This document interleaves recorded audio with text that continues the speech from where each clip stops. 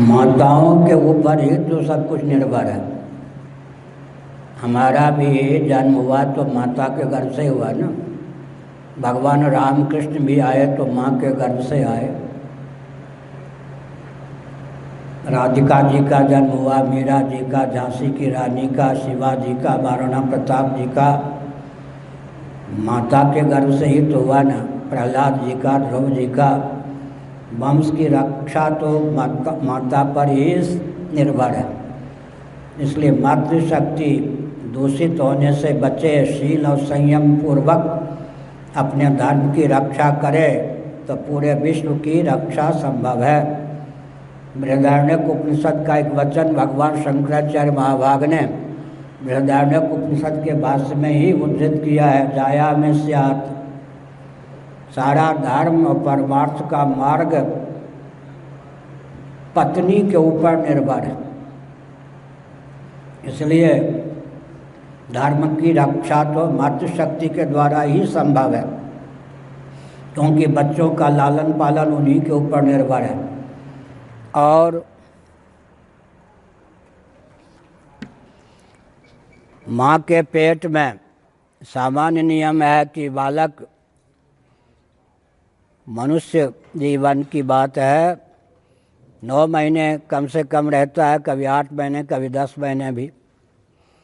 इसीलिए पिता का संस्कार पड़े या न पड़े, माँ का संस्कार पड़े बिना मनुष्य पर नहीं रहता।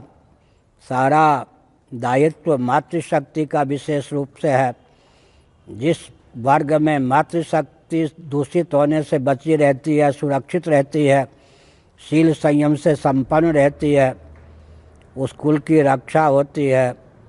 और दो कुल की इज्जत मातृशक्ति पर निर्भर है। जनक जी का वचन है सीता जी के प्रति रामचरितमानस में, पुत्र पवित्र किए कुल दोऊ। बेटी तुमने तो दोनों कुल को पवित्र कर दिया, मायके को भी ससुराल को भी। दो कुल की इज्जत मातृशक्ति पर निर्भर है। मदालसा का चरित्र। मदालसा रानी मदालसा का चरित्र मार्कंडेय पुराण में सन्निहित है। सिनेमा के गीत गाकर, लोरी गाकर बच्चों का पालन नहीं करती थी। शुद्धोसि बुद्धोसि निरंजनोसि संसार माया परिवर्जितोसि। ब्रह्म विद्या की लोरी गा कर उसने बच्चों को खेल खेल में जीवन मुक्त बना दिया। भारत और नेपाल में एक क्षेत्र है मिथिलांचल, 27 पीढ़ी तक राजा जीवन मुक्त हुए। अम्बरीश जैसे राजा 7 द्वीपों पर शासन करने वाले हुए। तो मातृशक्ति के ऊपर ही कुल की प्रतिष्ठा निर्भर है। पुरुष भी संयत तब होते हैं जब माँ संयत हो, उसके द्वारा उनका उचित ढंग से लालन पालन हो। तो मैंने जो बताया, गृह मंत्रालय अगर बिगड़ गया तो सब कुछ बिगड़ गया। समझ गए ना? अभी बिगड़ा या नहीं भारत का गृह मंत्रालय? किसी पर्व के नाम पर किसी वर्ग को संतुष्ट करने के लिए सेना की बलि दे दी गई।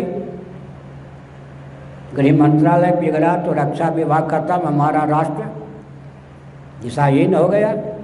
हमारी उदारता का कोई दुरुपयोग करता हो, हम उदारता की डींग मारें। भारत का गृह मंत्रालय बिगड़ा तो राष्ट्र की क्या दुर्दशा हो गई, हाहाकार मच गया। इसलिए हमने संकेत किया गृह मंत्रालय तो माताओं के पास, लेकिन आज कोई प्रधानमंत्री से कम नहीं होना चाहता। घर में गृह मंत्रालय रह ही नहीं गया है प्राय। समझ गए ना? मातृशक्ति भी नौकरी करती है, व्यापार करती है, क्या क्या करती है। तो गृह न पति के पास गृह मंत्रालय है, न माता के पास, नौकर चाकर के पास गृह मंत्रालय चला गया। बच्चे कर्कश होते हैं, जो लाड़ प्यार संयम शिक्षा हमारी चाची गोद में लेकर जाती थी। हमारे गांव में सब विद्वान, बहुत विद्वान थे। भागवत की कथा, कोई न कोई पुराण की कथा होती थी, सुनाती थी, सुनवाती थी। उनकी कृपा से आज मैं विश्व के सबसे बड़े पद पर प्रतिष्ठित हूँ। बिना चाहे ही यह पद मुझे मिला है।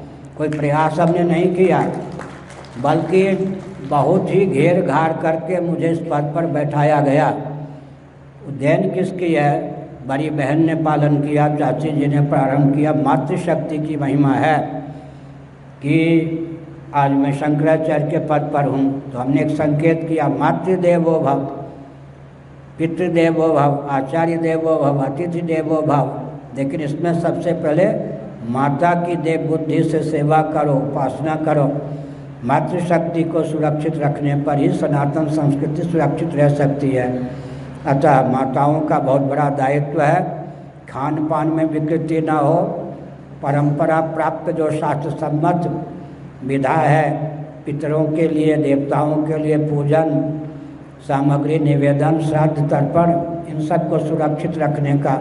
और आज भी यह उत्तराखंड है ना, विवाह के बाद शायद ही कोई देवी अगर पहनती हो तो बुरा मत मानना, मैं कोई कटाक्ष नहीं कर रहा। मैदान में छत्तीसगढ़ आदि में चले जाइए, विवाह होने के बाद शायद ही कोई देवी सलवार पहनती हो, लेकिन पुरुष को देखिए पैजामा पैंट मरते दम तक नहीं छोड़ते। इसका मतलब है कि देवियों ने अभी भी कुछ अंश में संस्कृति को सुरक्षित रखा है। पुरुष तो खत्म हो गए, समझ गए, कम देवियाँ होंगी। एक बार मैं 30-35 साल पहले कहीं कार से यात्रा कर रहा था, ड्राइवर को कोई ज़रूरत पड़ी होगी पान वान की, वो गया, हमारे पास कार नहीं थी, न तब थी न अब है लेकिन एक महिला वहाँ पान की दुकान पे खड़ी थी, उसने देखा कोई बाबा है कार में, और सिगरेट पी के मेरी ओर देख के कर रही थी। मैंने सोचा मन में, मुझे चिढ़ा रही है या अपने स्वरूप को दिखा रही समझ गए। संभवतः हमने ये कहा, मादक द्रव्यों से मातृशक्ति अभी भी बहुत दूर है, लेकिन पुरुष तो प्राय शिकार बन गए। अंतिम समय तक उनको पैंट पैजामा ही चाहिए, अपने वेश भी छोड़ दिया। बहुत कुछ अंशों में मातृशक्ति ने, क्योंकि माताओं को का जीवन केले के पौध का, कुमारी कन्या, बट, सावित्री आदि, बट के पौध, केले के पौध, आंवले के पौध में भगवान की भावना करके ये माताएं पूजन करती हैं। ठाकुर जी के घर में, देवी देवता घर में पोछा लगाती हैं, भगवान का स्मरण करके भोजन करती हैं। अच्छा, उत्तम घर वर की प्राप्ति हो इसलिए कुमारी कन्या आराधना करती हैं गौरी आदि की। विवाह के बाद उत्तम संतान, धन आदि की प्राप्ति हो, सकाम भाव से सही उपासना में लगी रहती हैं। बाद में फिर नाती पोते सब उज्ज्वल हों, सकाम भाव से सही, कम से कम मातृशक्ति का जीवन देवी देवताओं के साथ जीवन भर जुड़ा रहता है।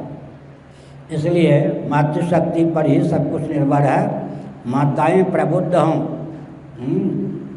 हमको बड़ी बहन ने, चाची, ये सब ने जो शिक्षा दी, बहुत उत्तम, बहुत उत्तम। एक फ्रेज, एक गाथा सुनाता हूँ। बाटी कुटी खाए राजा घर जाए, एसगर खाए डोमा घर जाए। बड़ी बहन ने सिखाया, बाटी कुटी खाए राजा घर जाए, एसगर खाए डोमा घर जाए। मेरी मातृभाषा हिंदी नहीं है, बहुत कठिनाई से मैं हिंदी सीख सका हूँ, और इतना हिंदी के पीछे पड़ गया कि मातृभाषा ही भूल चुका हूँ इसका अर्थ होता है, कोई अच्छी वस्तु आ जाए, मलाई, रबड़ी, पकौड़ी, डालमा आदि, मोहन भोग, बांट के पाओ। राजा के घर में जाओगे, चुपके से अकेले हप कर लिया, खा लिया, नीचे गिर पड़ोगे। बाटी को दिखाई राजा घर जाए, असगर खाए डोमा घर जाए। अब बचपन में जो बात सिखाई जाती है, गंदी हो या अच्छी हो, तो घर कर जाती है। मेरे साथ वाले जानते हैं, मुझे अमृत भी मिल जाए कि तुम अमर हो जाओगे, साथ वालों को बांटूंगा, पहले बचेगा तो पीऊँगा, नहीं तो नहीं पीऊँगा। ऐसा भी नहीं है कि हमको इतना फल कोई दे जाए तो हड़प कर देंगे या सराह देंगे, बांटेंगे नहीं। अपने लिए बचे या नहीं बचे बांट देंगे।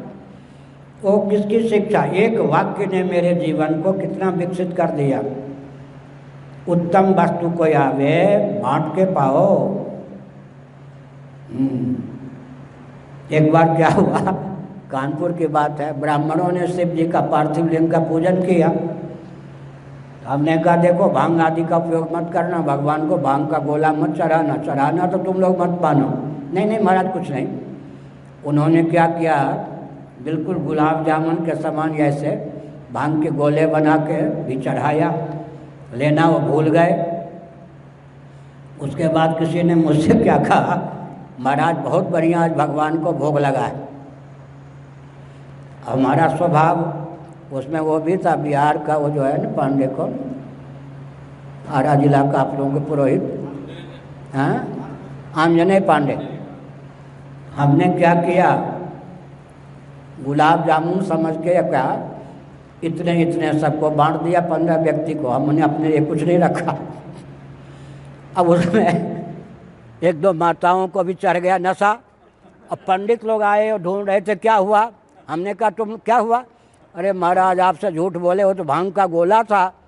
हमने कहा एक दो व्यक्ति तो पागल होने से बच गए, अब मान लो अगर मेरी आदत ऐसी न होती, अकेले सब पा लेता, मैंने तो कुछ नहीं पाया, तो मेरी दुर्दशा हो जाती। इसलिए मैंने कहा छोटी छोटी जो बातें माताएं सिखाती थीं उससे जीवन उज्जवल हो जाता था। तो मातृशक्ति पर ही सब कुछ निर्भर है। झांसी की रानी ब्राह्मण घर की थी या नहीं, जौहर दिखाया या नहीं, हाँ ब्राह्मण घर की थी लेकिन जौहर दिखाया। उसको सैन्य प्रशिक्षण भी प्राप्त था, इसीलिए हमने संकेत किया। भगवती सीता ने युद्ध किया है या नहीं, अद्भुत रामायण। 1000 मुख वाले रावण को मारा भगवती सीता ने। और रणचंडी भगवती हैं या नहीं, हर क्षेत्र में सरस्वती के रूप में, महाकाली के रूप में, महालक्ष्मी के रूप में देवियों की मान्यता है। और हमारे पूज्य गुरुदेव ने हमको श्री विद्या की दीक्षा दी, धर्म सम्राट स्वामी करपात्री जी महाराज ने। वो कहा कि देखो यह विद्या तब सिद्ध होती है मातृशक्ति का भ्रम से, भूल से भी असम्मान ना हो। मातृशक्ति का तिरस्कार किया नहीं कि ये विद्या सिद्ध नहीं होती, ब्रह्म विद्या है, बहुत ऊंची बात है। और थोड़ा विचार कर लो, पुराने व्यक्ति बैल थोड़ा दुबला भी हो उसके कंधे पर जुआ डाल देते हैं। गाय इतनी मोटी भी हो, आज भी हिंदू गाय के कंधे पर जुआ डालती है, बैलगाड़ी में गाय का उपयोग करती है। मातृशक्ति का सम्मान। एक फटी हुई पैजामा या फटा हुआ वस्त्र पहनने वाला भी हिंदू अपनी पत्नी को और कुछ न सही तो क्या चांदी के ही आभूषण देता है, सोने की व्यवस्था नहीं है। तो इसका मतलब अपनी पत्नी को चाहता है कि फटी साड़ी न पहने, वो भले ही फटा हुआ वस्त्र पहन के घूमता रहे। तो मातृशक्ति का सम्मान हमारे यहाँ पहले था, आज भी है। इसी सम्मान से प्रभावित होकर भारत की 5 मुस्लिम मातृशक्ति ने, देवियों ने, उसमें एक उत्तराखंड के, एक उत्तर प्रदेश के, एक राजस्थान के, एक उड़ीसा के, एक और कहीं के, 5 मातृशक्तियों ने उनकी दृष्टि में, उनके कौम वर्ग या तंत्र में 1400 वर्षों से 3 तलाक के नाम पर जो बीमारी चल रही थी, देवी मातृशक्ति का अनादर, उसके विरोध में आवाज़ बुलंद की। उनको आवाज़ बुलंद करने की प्रेरणा कहाँ से मिली? हिंदुओं के यहाँ जितने अंशों में मातृशक्ति का सम्मान है उससे। इसलिए माताओं के ऊपर ही सब कुछ निर्भर करता है। और भी बहुत कुछ है, मैंने संकेत किया। 1 या 2 प्रश्न हो।